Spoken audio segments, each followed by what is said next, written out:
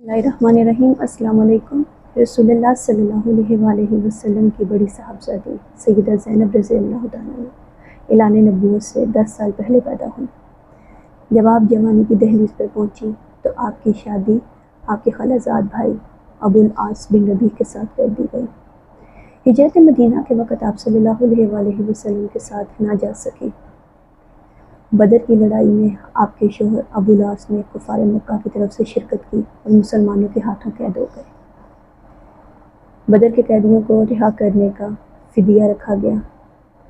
हज़रत ज़ैनब ने भी फ़िदिये की रकम भेजी अपने शोहर को रिहा करवाने के लिए।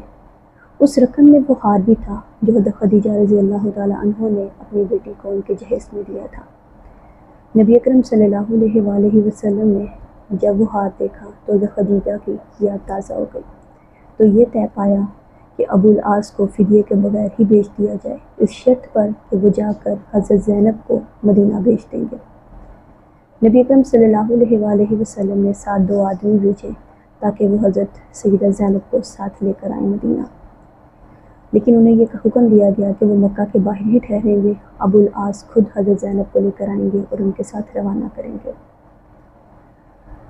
हज़रत सैयदा ज़ैनब रज़ियल्लाहु तआला अन्हा अपने देवर कनाना के साथ जब मक्का से बाहर जाने लगी तो कुफ़ार आग बबूला हो गए और उन्होंने हज़रत ज़ैनब को नेज़ा मारा। हज़रत ज़ैनब उस वक्त हामिला थी। उस नेज़े की वजह से आपका हमल भी ज़ाया हो गया। आपके देवर कनाना ने नेज़ों के साथ उनका मुकाबला किया।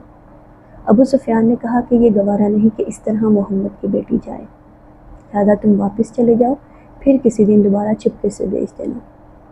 जब हज़रत ज़ैनब नबी अकरम सल्लल्लाहु अलैहि वसल्लम के पास पहुंची मदीना तो वो बीमार थी। हमल की वजह से जो हमल उनका ज़ाया हुआ था उस वजह से वो काफ़ी अर्सा बीमार रही और इसी बीमारी में वो वफ़ात पा गई। रसूलुल्लाह सल्लल्लाहु अलैहि वसल्लम ने फरमाया, वो मेरी सबसे अच्छी बेटी, सबसे प्यारी बेटी थी जो मेरी मोहब्बत में सताई गई। जज़ाकल्लाह।